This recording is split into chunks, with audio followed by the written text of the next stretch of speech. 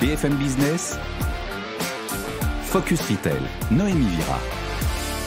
Je suis très heureuse de vous retrouver aujourd'hui en direct de la maison Guerlain, adresse mythique sur les Champs-Élysées. C'est une édition spéciale dédiée aux 5e journées particulières du géant du luxe LVMH. 57 maisons du groupe ouvrent exceptionnellement leurs portes dans 15 pays du monde entier. Je vous propose de découvrir tout de suite une de ces maisons accompagnée de notre expert d'Altavia. Les journées particulières, c'est sur BFM Business. C'est parti. Focus Retail, l'interview. Pour parler de ces journées particulières, j'ai le plaisir d'accueillir autour de cette table Nathalie Elbaz. Bonjour. Vous êtes directrice France de Guerlain et à mes côtés également Raphaël Palti. Bonjour. Notre expert, président fondateur d'Altavia. Merci à tous les deux de m'avoir rejoint sur ce plateau. Alors nous sommes ici chez vous. Merci de nous accueillir au sein de votre maison pour cette édition spéciale. Guerlain existe depuis 1828. C'est l'idée d'un parfumeur chimiste, Pierre-François Pascal Guerlain, avec bien sûr la nature et l'art comme source d'inspiration. Alors c'était autrefois les dandys qui venaient ici. Aujourd'hui, les gens viennent du monde entier. Que peuvent-ils découvrir lors de ces journées particulières ? Alors pendant tout ce week-end, comme vous l'avez vu, nous avons placé ces journées particulières sur la thématique de l'art et de la culture. Et c'est autour vraiment de cette thématique que le parcours va se faire. Donc ce sont des parcours qui durent environ 1h30, dans lequel on va pouvoir rencontrer les femmes et les hommes qui contribuent à faire rayonner cette maison depuis tant d'années. Je vais vous donner quelques exemples. On peut par exemple rencontrer notre maître parfumeur, Thierry Vasseur, qui va partager avec les visiteurs vraiment l'essence même de son métier, le sourcing de nos matières premières, la façon dont il est une sorte d'explorateur des jardins du monde entier.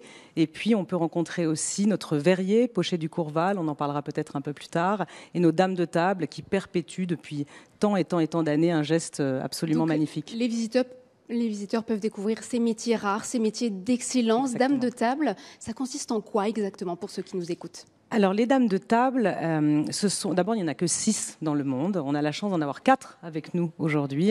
Et je dois dire qu'il n'y a pas d'école de dames de table. Les dames de table, c'est un métier qui se perpétue de génération en génération. C'est une transmission de femme à femme. Et c'est un métier qui vise à sublimer, décorer, embellir, vraiment rendre absolument incroyables nos flacons aux abeilles, avec des gestes vraiment ancestraux, de baudruchage, de barbichage. Peut-être je vais vous dire un mot sur le barbichage, par exemple. C'est le fait de brosser avec une brosse très très fine un fil de soie et de transformer ce fil de soie en une sorte de pompon, de quelque chose de très chic, très élégant, très, très luxueux, sublime. Donc leur mission, c'est de rendre finalement le contenant aussi précieux que le jus, le parfum. Et donc les visiteurs peuvent aussi rencontrer le parfumeur. C'est vrai que il va dévoiler, j'imagine, les secrets de parfums iconiques comme la petite robe noire, l'habit rouge, l'heure bleue. Exactement. Alors évidemment, les visiteurs en ce moment peuvent rencontrer pendant ces 2 jours notre maître parfumeur Thierry Vasseur qui est la 5e génération de parfumeurs Guerlain, donc qui perpétue aussi cette histoire, cet ADN que nous avons dans notre histoire Guerlain.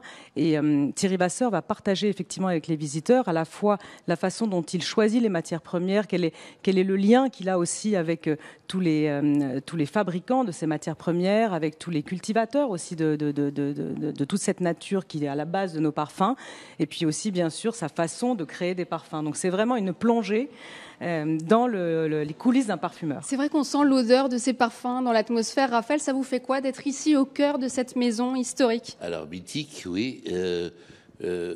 Formidable le parcours que vous avez décrit pour les journées particulières. Mais la question que je me pose tout de suite par rapport au commerce lui-même, c'est quel parcours usuellement, d'habitude, versus ces journées particulières exceptionnelles. Et puis l'autre question, c'est pendant ces journées particulières, y a-t-il des nouveaux clients qui viennent ou est-ce avant tout des fidèles de la marque, des amoureux de la marque, etc. Alors pour d'abord répondre à votre première question qui est quel est le parcours qu'on propose habituellement. Donc là ici nous sommes à la Maison Guerlain qui est vraiment le vaisseau amiral de Guerlain dans le monde entier. Et c'est un parcours qui est fait finalement uniquement de sur-mesure. C'est-à-dire que les clients ici vont pouvoir avoir accès à vraiment tout ce qu'on peut proposer comme offre sur mesure. Notamment, je viens d'en parler, nos flacons abeilles, mais aussi la gravure, mais aussi des consultations soins, des consultations parfums, des consultations maquillage, des masterclass aussi. On peut aussi ici découvrir l'histoire de Guerlain au travers de certaines masterclass qui vont faire rencontrer l'histoire de Guerlain avec la grande histoire. Donc vraiment, il y a une sorte de parcours sur mesure. Et puis il y a aussi, et c'est important de le noter, il y a toute une programmation culturelle qui est disponible et qui est vraiment en libre accès pour nos visiteurs, que nos conseillères sont vraiment très ravis de faire visiter. Nous avons régulièrement des expositions, nous en parlerons peut-être tout à l'heure, d'artistes que nous soutenons. Et enfin, pour répondre à votre deuxième question, bien sûr, il y a les amoureux de la marque. Ce sont ceux qui peut-être ont pris les premiers leurs billets sur le site des Journées particulières. Mais on sait, parce que c'est la 11e édition quand même des Journées particulières, qu'on a régulièrement des nouveaux visiteurs qui veulent découvrir cette marque Guerlain, découvrir les coulisses de cette marque iconique aussi. Vous refusez du monde ? Alors, on ne refuse pas du monde, mais il y a de l'attente. C'est vrai que vous parlez des projets culturels. À partir du 19 octobre, la Maison va dédier une exposition aux artistes militantes. C'est une initiative inédite. Pourquoi cet engagement de la part de la Maison Guerlain ? Alors, la Maison Guerlain a toujours été une maison engagée. Vous le savez sans doute, nous avons un très très fort engagement, notamment avec l'UNESCO, autour de la préservation des abeilles. D'ailleurs, en ce moment même, nous sommes dans une exposition qui s'appelle Piquet, qui est une exposition qui met en valeur le travail des apicultrices avec lesquelles nous travaillons.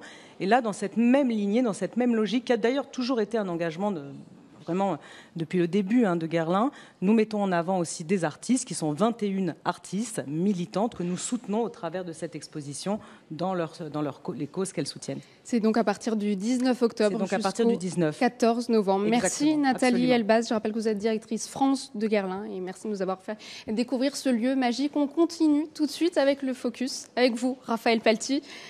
Donc on continue cette édition spéciale. C'est vrai que c'est assez incroyable de pouvoir être au cœur de tout cet artisanat, ce savoir-faire qui finalement sont aussi le secret du concept marchand de ces maisons de luxe et de l'expérience client. Tout à fait. Et précisément, on est en train de vivre une mouvance de la part de ces grandes maisons, de ces maisons de luxe, qui historiquement mettaient en avant leur scénographie, leur marketing de l'offre autour du produit, et qui aujourd'hui mutent doucement, mais sûrement, vers ce qui était autrefois très secret, et qui aujourd'hui est ouvert au grand public, et notamment sur l'art et la manière qu'elles ont de faire leurs produits. Et ça participe aussi de l'envie tout simplement des gens, d'une façon générale, le client, consommateur, individu, citoyen, de se savoir et d'approcher le comment c'est fait. Et le par qui aussi, ça va jusque-là. Dans certains ateliers, les ateliers vont jusqu'à mettre en scène et mettre en avant l'ouvrière qui, dans la maroquinerie, va faire ce travail exceptionnel, etc., etc.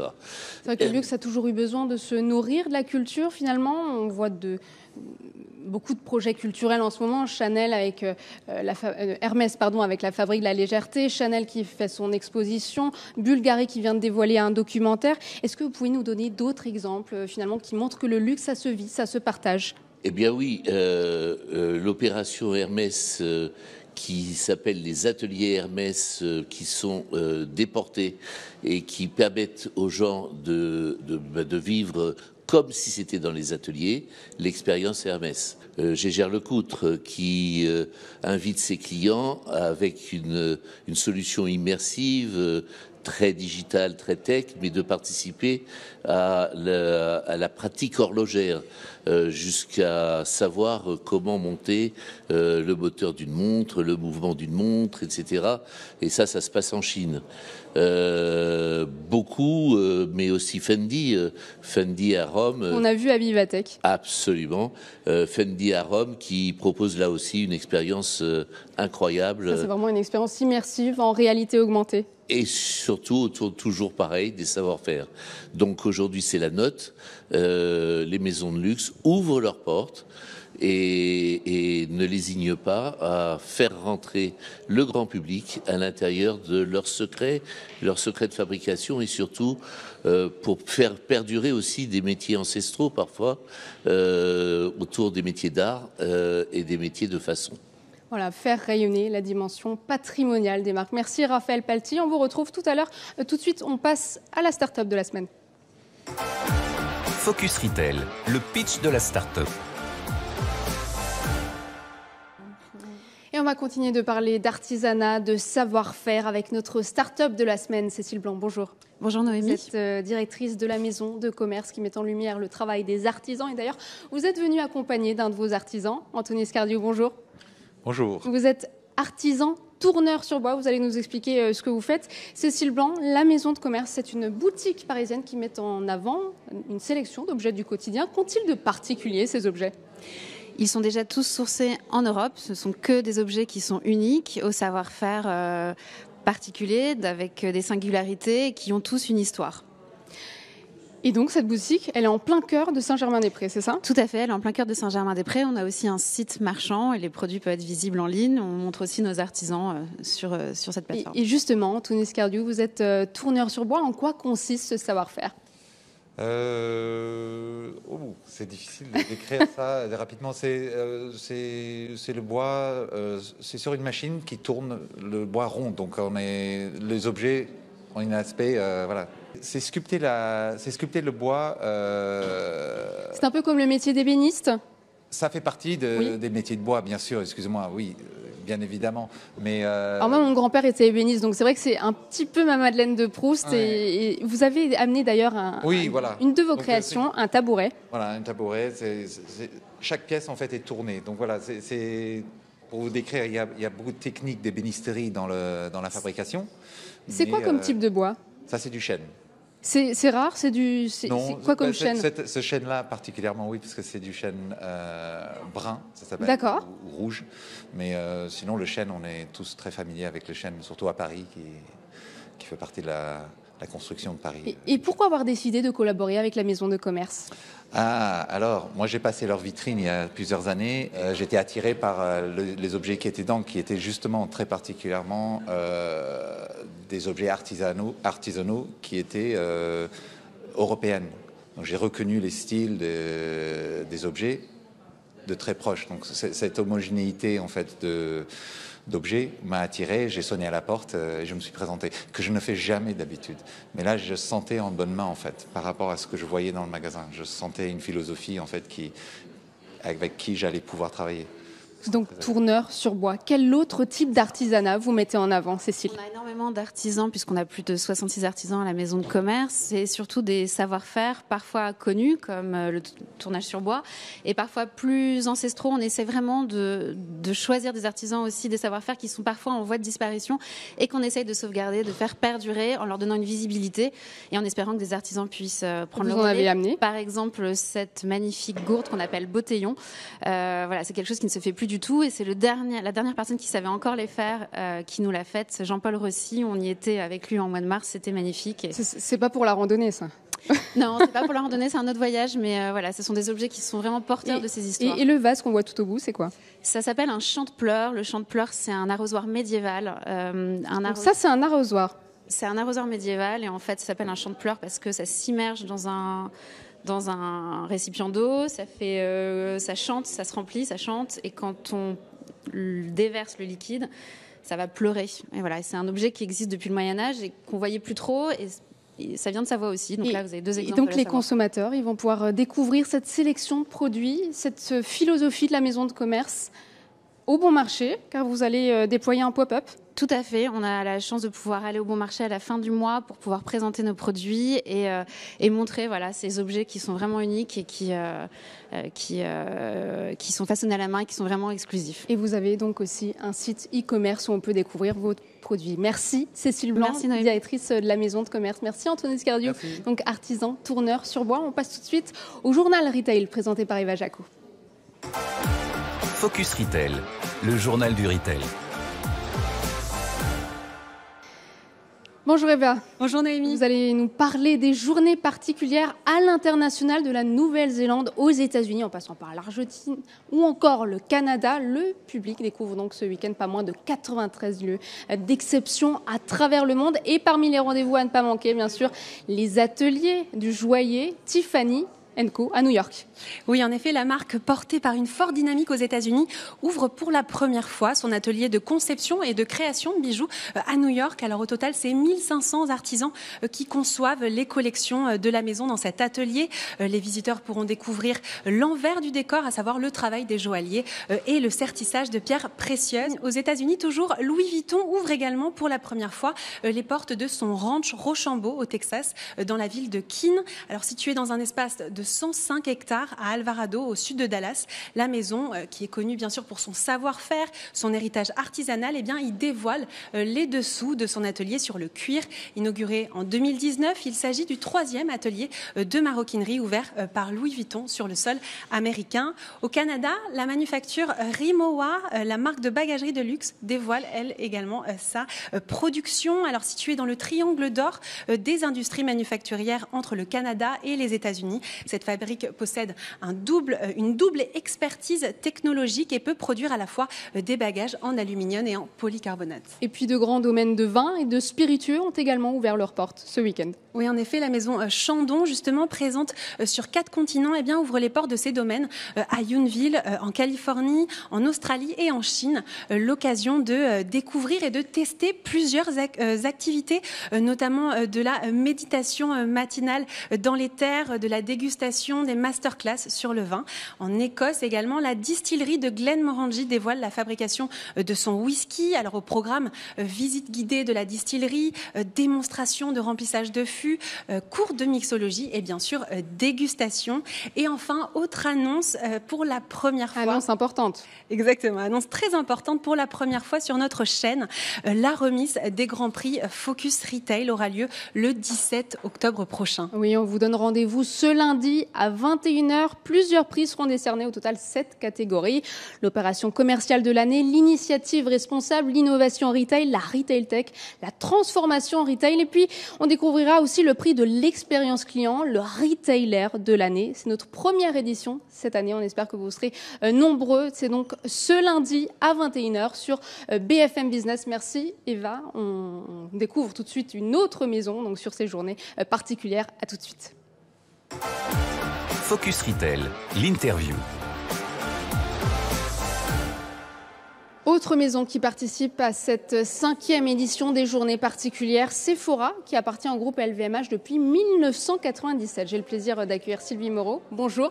Bonjour Noémie. Vous êtes présidente Europe et Moyen-Orient de Sephora. Et puis notre expert qui est toujours avec nous en seconde partie d'émission, Raphaël Palti, président fondateur d'Altavia. Alors Sephora a été fondée en 1969 par Dominique Mandono. Ça fait désormais presque 50 ans que ce pionnier mondial de la beauté est né. L'enseigne est présente dans 35 pays avec 2600 points de vente. Et donc vous aussi, vous participez aux journées particulières. On est très fiers de participer avec les autres maisons du groupe. On est la maison qui a le plus de mise en lumière de nos sites dans le monde. En France, on a donc 3 magasins qui vont avoir une expérience un peu VIP, notamment avec des masterclass pour coacher nos consommatrices. Et puis on ouvre aussi le siège mondial à Neuilly-sur-Seine pour montrer l'ADN de la marque et puis faire découvrir la Sephora Université, qui est notre université maison, qui permet de former nos conseillères de vente. C'est un métier d'exception pour nous, la vente. Et donc, on a 10 000 formations par an qui sont faites soit en e-learning et soit en présentiel. Et donc, on est très, très fiers de ces compétences qu'on donne à nos formateurs. C'est vrai que le savoir-faire, c'est aussi ces métiers du groupe LVMH et ses activités. Donc, retail, c'est votre principal atout chez Sephora. Absolument. Nos conseillères beauté, c'est l'âme et c'est le cœur de Sephora. Et c'est un métier d'exception, comme je le disais tout à l'heure. Et on permet en fait d'offrir non seulement un métier à nos employés, mais aussi des carrières. Et c'est pour ça que la formation est fondamentale pour délivrer une expérience client, mais aussi pour permettre à des jeunes femmes et des jeunes hommes d'avoir des carrières chez Sephora. Alors justement, les magasins Sephora, tels qu'on les voit, ils paraissent être complètement autonomes. C'est-à-dire, en gros, le client peut tout à fait se servir du magasin pour son profit, etc. Du coup, les conseillères, l'humain à l'intérieur du magasin, son rôle exact, c'est quoi? Alors, le magasin Sephora, c'est un espace de découverte et un espace de jeu pour que les consommatrices découvrent la beauté. Alors, soit certaines consommatrices préfèrent être en découverte par elles-mêmes, et c'est pour ça qu'on a accès libre aux produits. C'était ça l'innovation de Dominique Mandono à l'époque en 69. Mais il y a certaines consommatrices qui ont besoin de conseils, et c'est pour ça qu'on a un énorme investissement dans en fait nos conseillères beauté.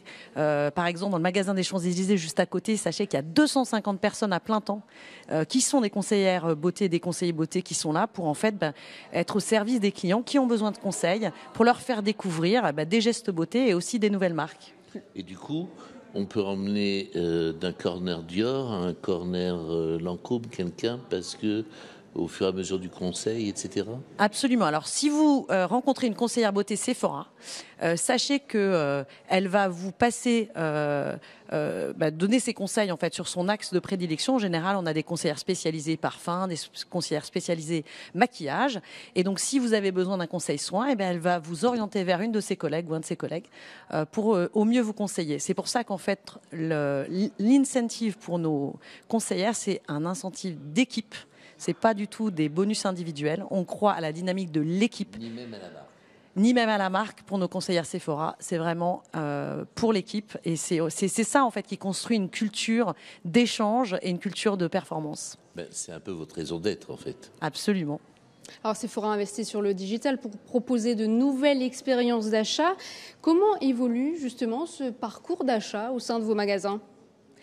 Alors nous, on croit beaucoup à l'omnicanalité. Alors l'idée, c'est que le cœur, l'expression absolue de Sephora, c'est évidemment un magasin avec ses conseillères beauté, mais de plus en plus, il faut permettre un parcours client qui lui permet de commander où qu'il soit, comme il soit sur la plateforme qu'il choisit. Et pour certains, l'e-commerce est un choix. Et le beau challenge pour nous, c'est en fait comment on apporte de l'humain et du conseil dans l'expérience digitale et à l'inverse, comment on apporte de l'innovation et de la technologie dans l'expérience magasin. Et c'est ça qui rend nos métiers fabuleux. Oui, c'est vrai que Sephora fait partie. Et en réinvention aujourd'hui. Et en réinvention totale. Mais on croit très fort au magasin. Et c'est pour ça qu'on est tellement content d'ouvrir. Pour vous, c'est important aussi de développer le M-commerce, donc l'application mobile, parce qu'il y a toute cette jeune génération, la génération Z, qui adore Sephora. Ça fait partie des enseignes préférées des Français. Alors comment vous faites pour développer une expérience sur application mobile ? Vous développez le gaming, le métavers, expliquez-nous. Alors sur les applications mobiles, donc déjà, ce qui est très important pour nous, c'est de permettre en fait la découverte des marques auxquelles on croit et de faire découvrir des nouvelles marques qu'on a dénichées ici et là. On est là aussi pour leur faire de la prescription et de la personnalisation.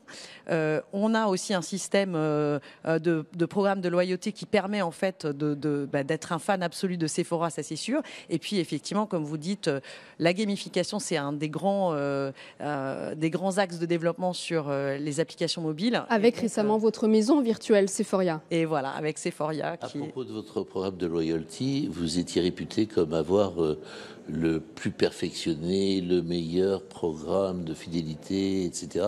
Qu'en est-il aujourd'hui et comment se porte-t-il? Vous pouvez remonter un petit peu votre micro, Raphaël, pardon. Oui. Alors écoutez, on est très fiers que dans le monde entier, on a 165 millions de clients qui sont dans le programme de fidélité. Vous vous rendez compte, c'est la population entière de la France, du Royaume-Uni et du Canada. Et donc on a effectivement un programme de fidélité qui est très très abouti. On a la plus grande base de fans de beauté fidèles. Et puis, c'est un chantier sur lequel on est en perpétuelle évolution parce que c'est une arme magique. C'est un de nos pouvoirs magiques. Le e-commerce versus le magasin physique, c'est quoi en proportion du chiffre d'affaires? On va dire à peu près 15%, 85-15%. Oui. Et ça a tendance à un peu abaisser comme d'autres ces derniers mois? Là, on arrive à annualiser l'année dernière qui était absolument exceptionnelle parce que l'e-commerce a été dopé par ce que vous savez. Mais surtout, ce qui est merveilleux, c'est de voir la recrudescence du retail, d'avoir fait une sublime année grâce à nos conseillères beauté qui ont fait un travail remarquable pour redonner envie aux consommateurs de se maquiller et pour continuer de pousser la beauté. Sephora, très grande chaîne internationale, etc. Quid des produits un peu plus naturels, des petits producteurs, des découvertes, des artisans, etc. Alors, comment vous laissez la porte ouverte à ces gens-là? Alors nous, notre spécialité, c'est ce qu'on appelle la curation. On est là pour donner l'offre la plus spécifique, la plus exclusive possible, et aussi de dénicher des nouvelles marques. Donc on a une équipe qui s'appelle, c'est les merchants, et qui sont là qui ont un flair absolu et qui nous permet de découvrir des nouvelles marques. Alors et ce qui est merveilleux, c'est quand on arrive à découvrir une marque, par exemple Huda Beauty, qui est dans le top 10 maquillage partout dans les pays en Europe. Huda, elle a commencé en vendant des fossiles à Dubaï. Elle a vendu chez Sephora, et puis on lui a permis en fait de développer sa marque. Donc ça, on est des dénicheurs de talents, des dénicheurs de marques, et on a sur la naturalité un programme qu'on appelle Good For, qui représente à peu près 30% de notre assortiment, qui permet en fait de coacher nos consommatrices vers 3 axes qui sont importants pour nous. La neutralité par rapport à la peau, d'une part, ce qui est le meilleur, le moindre impact environnemental, et puis Good for Vegan, donc parce que c'est une grosse tendance que la Gen Z nous demande. Peut-être une dernière question. C'est vrai que vous êtes numéro 1 en France. En France, vous êtes très présent en France, aux États-Unis, moins dans le reste de l'Europe. Si on prend par exemple, notre voisin suisse, c'est la marque Douglas qui se démarque et qui appartient au groupe Nocibé. Comment se déployer dans le reste de l'Europe? Comment être plus présent? Alors écoutez, notre émission tombe à point puisque lundi, on lance l'Angleterre, le Royaume-Uni. Et vous avez racheté donc, le pure player britannique. Voilà, on a racheté un pure player britannique pour justement fil unique qui va nous permettre en fait de capitaliser d'une part sur notre modèle Sephora, mais sur leur connaissance de la consommatrice du Royaume-Uni. Et on a des grosses ambitions on y arrive avec humilité, mais on a des grosses ambitions sur ce qui est le 5e marché mondial de la beauté. Donc, la belle success story Sephora n'est pas loin de s'arrêter. De bonnes perspectives à suivre. Merci beaucoup. Une dernière question, Noémie. C'est quoi votre différenciation exactement vis-à-vis de vos concurrents, Marionnaud, Douglas, Nocibé? Moi, je dis on a 4. Vous avez quasiment les mêmes produits à première vue. Alors moi je dis on a 4 super pouvoirs. Le premier, c'est la curation, parce qu'on a des marques exclusives, par exemple sur le maquillage, du maquillage. Notre top 10, sur notre top 10, on a 8 marques qui sont vendues exclusivement chez Sephora. La deuxième point de différence, c'est la célébration. On est là pour célébrer la beauté. Donc quand vous rentrez dans les magasins, vous vous rendez compte, on a la musique qui est un peu forte, on est une marque très expressive. La communauté, avec cette base de fans dont je parlais, et puis la culture de l'entreprise, la culture de nos équipes. Merci beaucoup Sylvie Moreau. Malheureusement, il ne nous reste plus de temps. Merci. Vous êtes présidente Noémie. Europe et Moyen-Orient de Sephora. Beaucoup, Sephora, c'était un plaisir de vous recevoir ici sur ce plateau délocalisé qui est donc situé juste à côté de votre magasin emblématique Sephora. Merci Raphaël Palti de nous avoir accompagnés tout au long de cette émission, président fondateur d'Altavia. On se retrouve la semaine prochaine. D'ici là, je vous souhaite une excellente fin de semaine. On se retrouve lundi dans Good Morning Business. Focus Retail, la distribution de demain s'invente aujourd'hui.